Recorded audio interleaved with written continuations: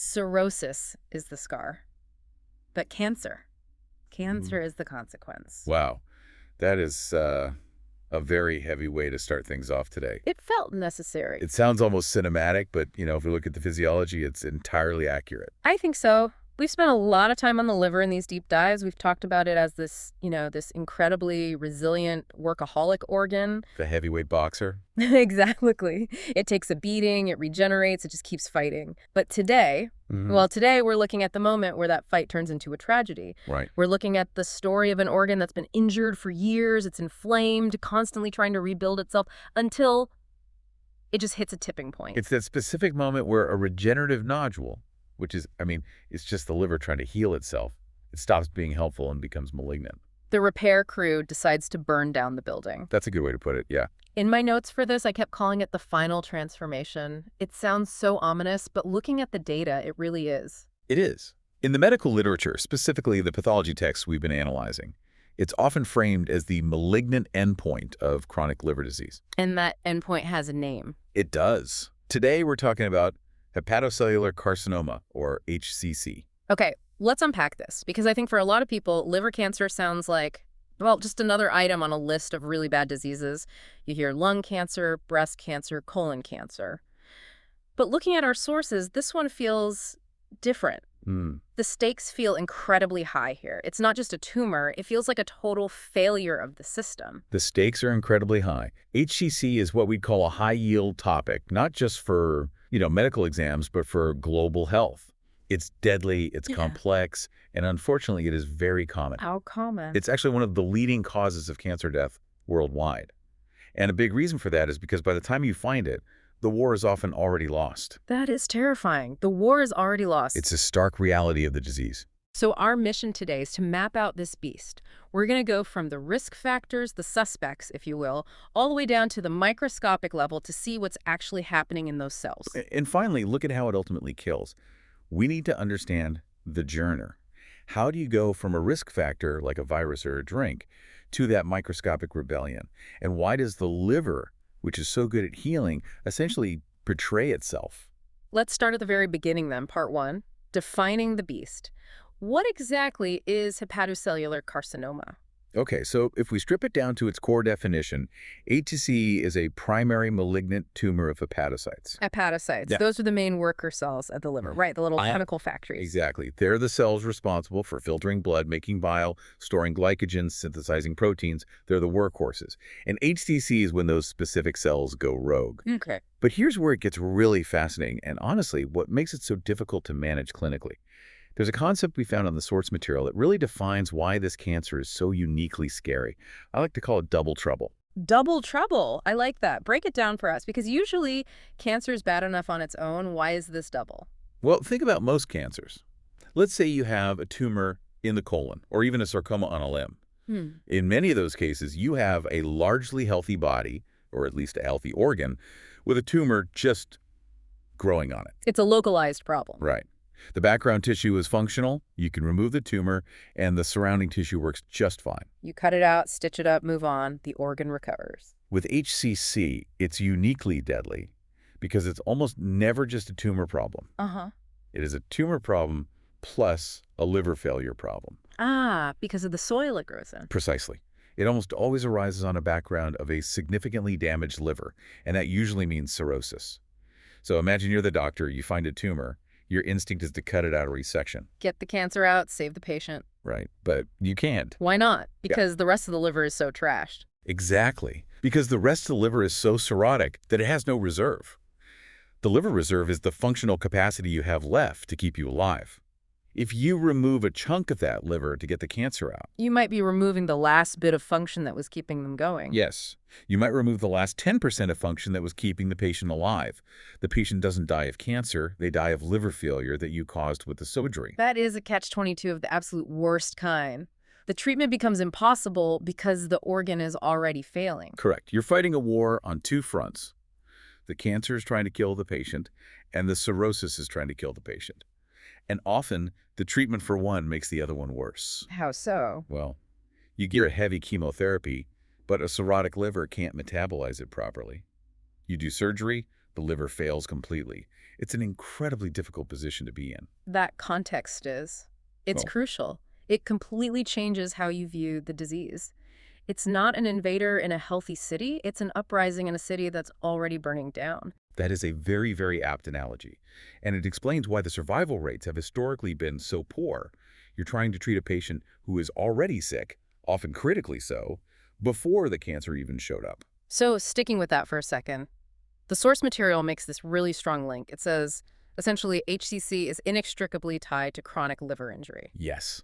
And there's a massive aha moment here for anyone trying to understand this, whether you're in medicine or not. The practical rule is simple. If you see cirrhosis, you must automatically suspect HCC. They're a package deal. They are so closely linked.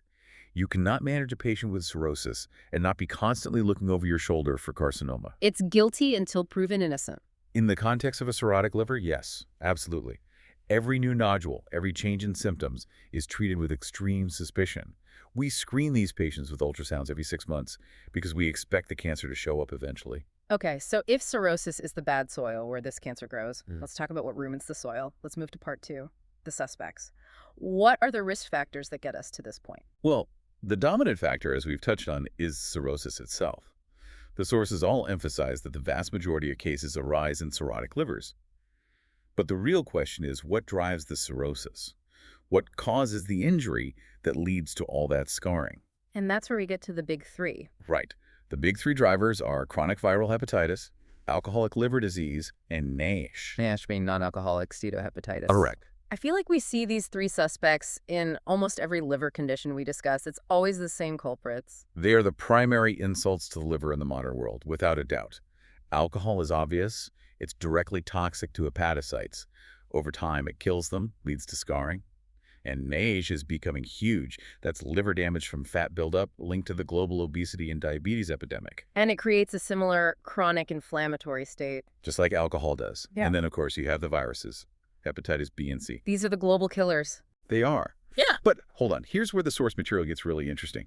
There's a specific exam trap or clinical trap mentioned in our notes about the viral connection, specifically about hepatitis B. Yes, I highlighted this. It seems like a rule breaker. It is a critical distinction. If you take one thing away from the risk factors today, let it be this.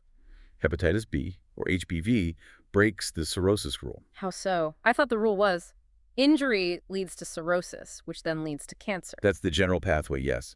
For hepatitis C or for alcohol, you almost always need to establish cirrhosis, that hardened, scarred liver, before the cancer risk gets really high. The cancer is a byproduct of the cirrhosis. But hepatitis B, it's sneaky. What does it do? It can cause hepatocellular carcinoma without established cirrhosis. Wait, what? So you can have a liver that isn't fully scarred over, isn't fully cirrhotic, and still get HCC if you have Hep B. Exactly. And the reason is in the biology of the virus itself.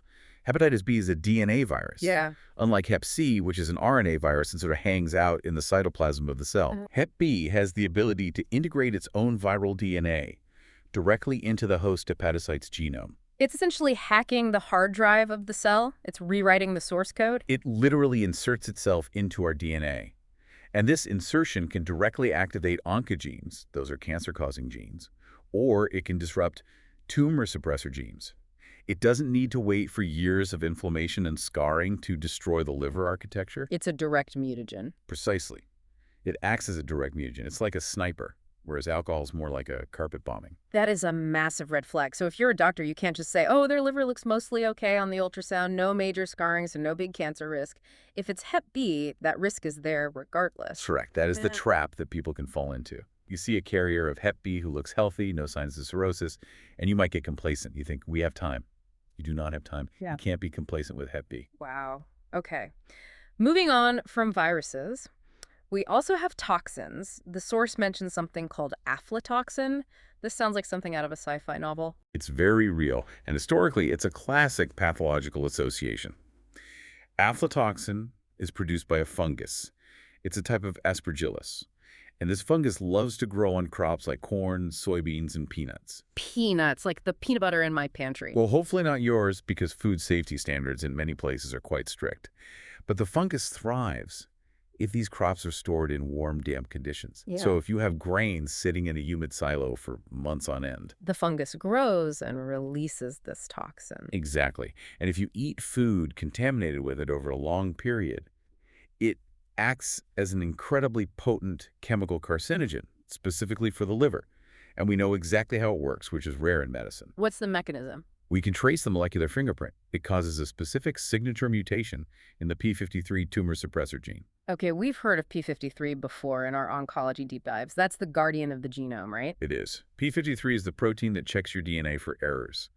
If it finds a mistake, it either stops the cell from dividing, or if the damage is too great, it orders the cell to commit suicide to save the organism. So aflatoxin takes out the guardian. It specifically targets and breaks p53. It cuts the brakes on the car. It removes that crucial safety mechanism. It's a very direct environmental cause of cancer. And it's a major public health issue in certain parts of the world. Yes, especially in parts of sub-Saharan Africa and Southeast Asia, where grain storage is difficult because of the heat and humidity. That's terrifying. It's literally in the food supply. It is. And tragically, in those same areas, hepatitis B is also endemic. So we often have people with double hits. They have the virus integrating into their DNA, and the toxin from their food is breaking their p53 gene. The cancer rates must just skyrocket. They do. It's a perfect storm for HCC. Then we have the metabolic side of things, the genetic predispositions. The notes list things like hemochromatosis, Wilson disease, alpha-1 antitrypsin deficiency. These are a mouthful. They are, but they're important because they teach us about the underlying mechanism. Hemochromatosis is a genetic disorder where you absorb too much iron from your diet. And the iron gets stuck in the liver. The liver tries to store it, but eventually it becomes toxic. Iron generates free radicals. It essentially rusts the liver from the inside out. Okay. Wilson disease is similar, but with copper instead of iron. And alpha-1 antitrypsin deficiency is a problem with a misfolded protein that gets stuck in the liver cells and causes damage. These seem like very different diseases. One is iron, one is copper, one is a protein. But the synthesis here is that they all share a common thread. They do. If we connect this back to the bigger picture, it doesn't matter what is injuring the liver, whether it's iron or copper, a virus, or fat. The common thread is chronic inflammation and oxidative stress. It's the constant irritation, like scratching a wound over and over and over again. All of these conditions create a state where the liver cells are constantly dying and being forced to regenerate. And that constant attempt to fix itself, that's the real danger. That is the engine of the cancer, which leads us perfectly into part 3, the origin story, the pathogenesis. How does this rebellion actually start? Right, the final common mechanism. It's an equation mentioned in the source material. Cirrhosis plus chronic injury plus regeneration equals dysplasia. Let's break that cycle down, because like regeneration usually sounds like a good thing, like Wolverine regenerating. We want our bodies to heal. If I cut my skin, I want it to regenerate. Of course, healing is generally positive, so why is it bad here? In a healthy body, it is positive. But imagine this cycle of stress. The hepatocytes, the liver cells, are dying because of alcohol or a virus. That's step 1, necrosis. Okay, cell death. Then inflammation persists to clean up the mess. Immune cells rush in, releasing all these chemicals. The remaining healthy hepatocytes try to regenerate to replace the dead ones. They start dividing rapidly. Okay. But, and this is the key, this is all happening in a liver that is becoming fibrotic. It's scarring over. So the architecture's getting messed up, the scaffolding is broken. The roads are blocked. The blood flow is distorted. So these cells are trying to divide and multiply in this toxic, hypoxic, meaning low oxygen inflammatory soup. So they're trying to rebuild a house, but the foundation is cracked, the air is full of smoke, and the supplies aren't arriving because the roads are blocked. That's a perfect analogy. So they're regenerating under extreme stress. And when cells are forced to divide rapidly and repeatedly in that kind of hostile environment, mistakes happen. DNA replication errors occur. Genetic mistakes. Genetic and epigenetic changes start to accumulate. You get mutations. And this is the genetic tipping point. At first, you get these regenerative nodules, just clumps of new cells trying to fill the gap. But eventually, one of those nodules picks up enough mutations that it becomes a dysplastic nodule. Dysplastic meaning bad growth. It means it looks weird, it acts weird, it's precancerous, it's not following the rules anymore, it might have an extra chromosome or a broken gene. And then, with 1 or 2 more hits, maybe a p53 mutation from aflatoxin, maybe an activation of telomerase, it transforms into frank carcinoma. And then it stops listening to the body's signals entirely. It declares independence. Completely. And that's the tragedy. The very thing designed to save the liver, its incredible ability to regrow, which is its superpower, is what eventually kills it when it's pushed too hard for too long. That is the tragic irony of liver pathology. It's a martyr organ that eventually breaks. That's a powerful way to put it. It sacrifices itself until it becomes the monster. Okay, so we've got this tumor growing. We understand the why. Let's talk about the what. Part 4. Visualizing the enemy. If we were to, cut the liver open, sorry for the mental image, what does this look like? What are the gross patterns? To the naked eye, or grossly, as pathologists say, the source describes 3 main patterns. And this is really important for radiologists and surgeons because it dictates whether they can even operate. Okay. First is unifocal. This is just a huge, single, dominant mass. That's a big lump. A big lump, often quite large by the time it's found because the liver is tucked away under the ribs, so you don't feel it early. It just pushes the other organs out of the way. What's the second pattern? The second is multifocal. This is where you see multiple nodules of varying sizes scattered throughout the entire liver. And the source notes this is the classic scenario in cirrhosis, right? Yes, and this makes perfect sense if you think about our bad soil theory. Since the entire liver is cirrhotic, the entire liver is fertile ground for cancer. So it can spring up in multiple places at once. It can look like a bag of marbles, but some of those marbles are cancer and some are just scar tissue. That must be a nightmare to diagnose. How do you tell the difference between a cancer nodule and a regular cirrhosis nodule? It is incredibly difficult. We use specialized MRI scans and look at how blood flows through them, but sometimes you just need a biopsy. And the third pattern makes it even harder. The third one is the diffuse infiltrative pattern. Yeah, this one is nasty. The tumor doesn't form a distinct ball. It just spreads through large areas of the liver, blending in with the cirrhotic nodules. It just permeates the tissue. So it's camouflage. It is. It's very, very hard to spot. You might not even realize it's a tumor until you look under a microscope or see that the entire liver is suddenly failing. It mimics the background cirrhosis so perfectly that even experienced radiologists can miss it until it's far too late. Speaking of looking under the microscope, let's slide under the lens. What are the microscopic patterns? Well, when you zoom in, the tumor cells actually look a lot like hepatocytes, which makes sense. They're liver cells gone bad. But they're arranged strangely. They lose their architectural discipline. The outline mentions a few specific patterns. Trabecular, pseudoacinar, solid. These sound like architecture terms. They essentially are. Normal liver cells are arranged in these thin, plates-like pages in a book, usually just 1 cell thick. This allows blood to wash over them efficiently. Right. In the trabecular pattern of HCC, the cancer cells form cords or plates, but they're way too thick. They might be 3, 4, even 10 cells thick. So they're building walls instead of fences. Exactly. They're mimicking the normal structure, but doing a sloppy, overgrown job of it. And pseudoacinar. Acinar refers to a gland. So pseudoacinar means they try to form these little glands or rosettes with a hole in the middle. Again, they're trying to act like liver cells, but they're failing. And solid is just what it sounds like, a disorganized sheet of cells with no pattern at all. That usually indicates a more aggressive tumor. But there's a specific fingerprint mentioned, a way to know for sure it came from the liver and isn't a metastasis from somewhere else, like the colon. Yes, this is absolutely key for the pathologist. Remember, the job of a liver cell is to make bile, that green fluid that helps you digest fat. Right. Sometimes these cancer cells are so well differentiated, meaning they still resemble their parent cells, that they actually produce bile. The tumor itself makes bile. It tries to. If you see little green bile plugs inside the tumor cells under a microscope, that is a dead giveaway. It screams hepatocellular origin. Because nothing else in the body does that. No other cell in the body makes bile. Not a lung cell, not a colon cell. Only a hepatocyte. It's still trying to do its day job, even while it's killing the organ. That's fascinating. It's like a corrupted program that still runs a few lines of the original code. It is. It's a hallmark of hepatocellular carcinoma. So we know what it looks like. Now, part 5. The modus operandi. How does it spread? The source calls it aggressive. Why? What makes it so aggressive? The defining aggressive feature of HCC, and this is something surgeons fear more than almost anything else, is early vascular invasion. It jumps into the blood vessels. Specifically into the portal vein. This is crucial. The tumor loves to grow into the portal venous branches. It actually forms what's called a tumor thrombus.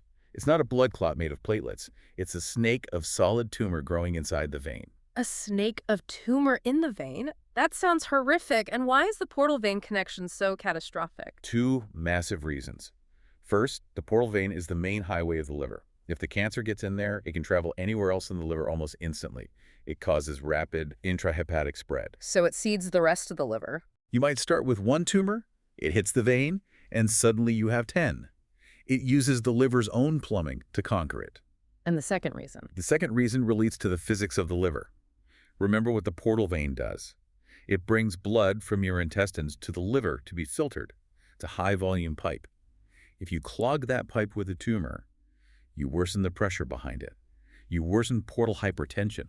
So you're taking a patient who already has high pressure in their liver veins because of the cirrhosis, and now you're physically blocking the main pipe with the tumor. Exactly. It acts like a dam. This just accelerates liver failure. It pushes the patient over the edge clinically. The fluid in the belly accumulates faster.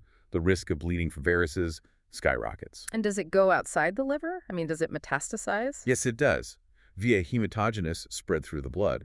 Since the liver is so vascular, it receives about 25% of your cardiac output, the cancer cells can break off and go to the lungs, bones, adrenal glands. But usually, and this is the sad part, the liver failure or the intrahepatic spread is what dominates the clinical picture first. That makes sense. It destroys the home base before it even has time to colonize elsewhere.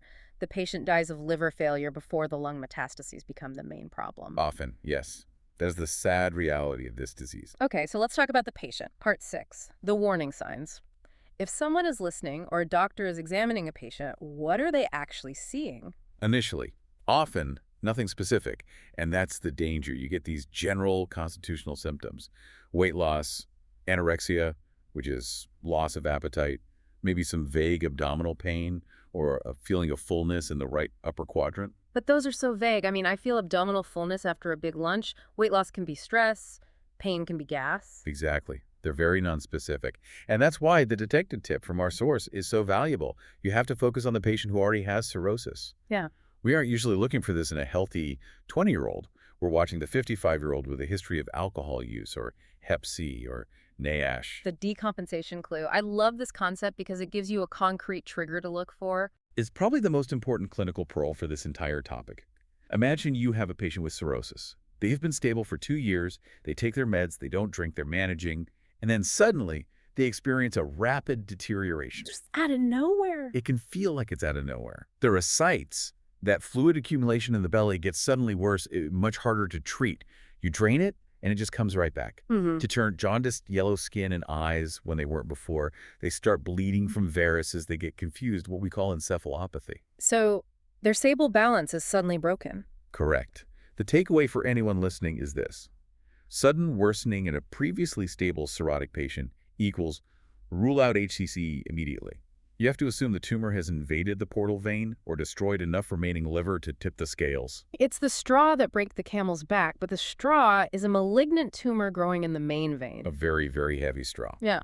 And because the liver was already functioning at maybe, say, 20% capacity, losing even a tiny bit more function to a tumor causes a complete crash. This is heavy stuff. It really highlights why that constant monitoring is so important. But before we wrap up, I want to make sure these concepts really stick. Let's try to pull this all together. Part 7, rapid fire synthesis. Let's do it. If we had to put this on a cheat sheet for our listeners, maybe a medical student about to take a board exam or just someone trying to understand their family history, what are the absolute headlines? Okay. First, core identity. HCC is a primary malignant tumor of hepatocytes. It's the liver cells themselves going bad, not a metastasis from somewhere else. Okay. Second, the equation. Chronic injury plus regeneration plus fibrosis leads to dysplasia and then carcinoma. It's a process, not a single event. It takes years. Third, the look. The gross patterns are unifocal, multifocal, or diffuse. And remember, multifocal is the classic presentation in cirrhosis because the whole field is damaged. The field effect. And finally, the aggression. Why is it so aggressive? It is aggressive because of early vascular invasion, specifically into the portal vein. This spreads the cancer within the liver and blocks blood flow, leading to rapid failure. Okay, I'm going to put you on the spot now. The outline calls for some Viva questions. For our listeners who might not know, a Viva is an oral exam in med school where they just grill you. I won't grill you that hard, but I will ask the key questions. Ready? I'm ready. Fire away. Question 1. What is the single most important background condition for HCC? Cirrhosis. Without a doubt. It is the soil. If you can prevent cirrhosis, you can largely prevent this cancer. Question 2. Which virus breaks the cirrhosis rule? Hepatitis B HBV. It can integrate into the DNA and cause cancer without cirrhosis. Never trust a healthy-looking liver in a Hep B patient. Question 3. Why is the prognosis so often poor, even if you find the tumor? Because of the double trouble. You have poor liver reserve due to the underlying cirrhosis, plus the tumor itself often has early vascular invasion, making surgery difficult or impossible. You can't operate on a liver that's already failing. And final question. A patient with stable cirrhosis suddenly gets worse. More fluid, more confusion, sudden jaundice. What is your very first thought? Has a hepatocellular carcinoma developed? You must image that liver immediately. It is the #1 suspect for any sudden decompensation. Boom. That is the kind of clarity we need. It's life-saving clarity. Yeah. It changes how you manage that patient. It moves you from wait and see to act now. So what does this all mean? We've looked at the biology, the risks, the tragic mechanism of it all. I think it brings us right back to that initial thought you had. The liver is an organ that's designed to survive. It regenerates, it fights, it absorbs our toxins for decades. But there is a limit. A biological limit. Yes. And when we push that limit through alcohol, viruses, or diet, we aren't just scarring the liver. We are forcing it into a corner where its only option to survive is to mutate. The very mechanism designed to save the organ is what eventually creates the cancer. It's a really sobering reminder of why protecting the liver before it gets to that stage is so critical. Treating the virus, managing alcohol intake, controlling metabolic syndrome, prevention is truly the only way to win this specific war. Once the cancer starts in a cirrhotic liver, the options become very, very limited. Absolutely. Treat every case of cirrhosis with high suspicion. Don't let it slide. Agreed. Well, on that note, we are going to wrap up this deep dive into the liver. It has been intense, but we aren't leaving the neighborhood just yet. No, we're just moving next door. Next time, we are moving from the liver to that little pouch that sits right underneath it. The gallbladder. We'll be diving into cholelithiasis, cholecystitis, and gallbladder carcinoma, stones, inflammation, and more tumors. It's a much smaller organ, but as anyone who's ever had a gallstone attack knows, it can cause a massive amount of trouble. I can't wait to unpack that one. Thanks for listening to this deep dive. Stay curious, and please take care of your liver. Goodbye, everyone.